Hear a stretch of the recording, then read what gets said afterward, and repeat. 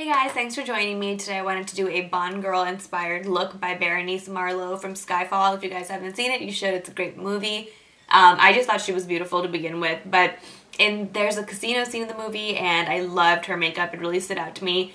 I think it worked well for the type of female role she was doing in that movie, so I wanted to do a look inspired by that. So let me zoom you guys in to kind of see. It's like super dark lips, as you guys can see. Really dark eyes as well. She wears a lot of black eye makeup just in general. When I was even researching her, it just seemed that that's her look. If you guys want to see how I got this, then keep watching. Okay, so we're going to go ahead and just lay down a base. I'm using Avenue Fluidline by MAC. It's actually a dark green, but it doesn't look that way on camera and in real life actually when you put it on. So I'm just going to put that on like really messy just over the eyelid part.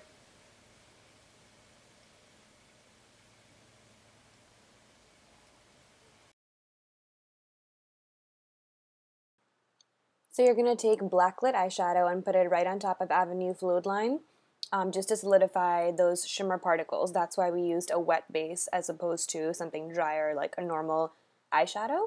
And you're just going to put it on where you put on the Fluidline, nowhere else. Then you're going to take any black eyeliner that you like, line your waterline, and then make sure to get it also in your tear duct area. And if you like to tightline, you can do that as well. Then we use a normal black eyeshadow. This is Carbon by MAC, and we are just using that to blend in the other eyeshadow that we use, just to make it sort of like a gradient look. So you're going to use small amounts and keep blending with the other eyeshadows to see how dark you want it. For this look, we are going for a blended look, but it is going to be dark also. So that's why I'm using a blending blush, or a blending brush. You start small and you keep adding.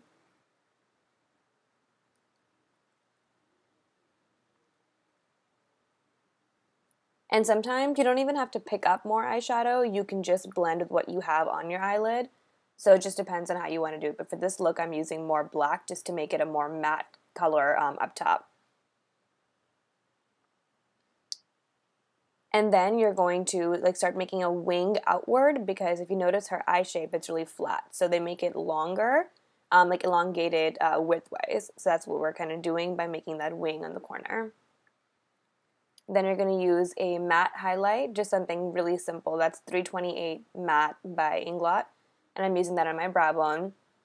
The idea is not to draw focus to this, it's just to make everything else look darker on your face. And then we're going to go back and blend just to make sure that all the colors have married together and that there's no one color that's separate. Then I'm going to use a black liquid eyeliner. This is by Marlohe.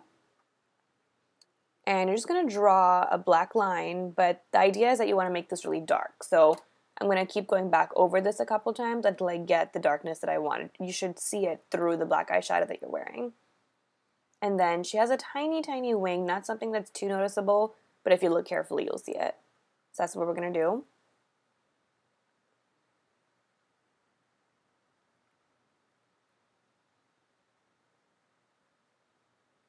Then we're going back into Avenue Fluidline by MAC, and we're going to line our bottom lash line. This whole look is dark, smoldering, lots of smudging, nothing too neat. So we're going to add this onto our bottom lash line, make this look kind of thicker, pull it down a little bit lower.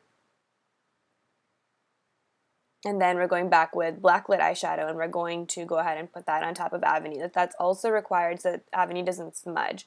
Fluid lines don't smudge normally, but just to make sure. And also you want everything to match. Then we're going in with Blacklit, and we're putting it through the tear duct area. She doesn't highlight the tear duct area, she actually just makes it darker with the black colors that she uses. That's what we're doing, just to go into that area with that black and a smaller brush for precision. Then for foundation, I already went ahead and put this on, but it's Studio Fix Fluid NC44 by MAC. You want something really, really matte, not anything dewy.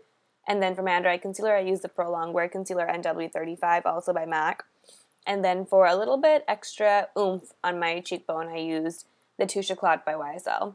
Then to powder, use whatever powder you want that's super, super matte. I use the MAC Prep and Prime. And You can use it with a sponge or a brush. For me, I think I get a more matte look with something like this. I'm going to press and roll into different areas of my face that get oily or different areas that might have shine after I put on the foundation and concealer. You want to completely wipe that out. Then with a bronzer of your choice, I'm using Guerlain's Terracotta Bronzer number 5. You are going to go ahead and bronze the sides of your face, do a little bit of light contouring just around your cheekbones and forehead area. She has a very chiseled face to begin with, so if you don't, this is definitely a must, but nothing to look overly noticeable. You're going to make kind of like a C around the forehead, cheekbone, and then jawline.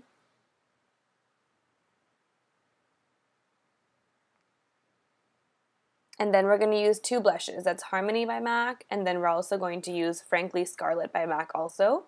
And I'm using the NARS Yachio brush, which is kind of a must to for blushes that are really bright. So I put on Harmony all over my cheek first,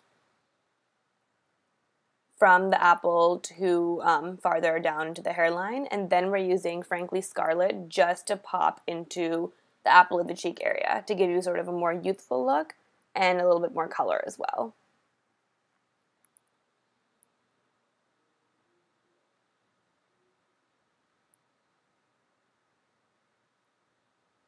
Then go in with the darkest reddish maroon color lipstick you have. I'm using Dark Side by MAC.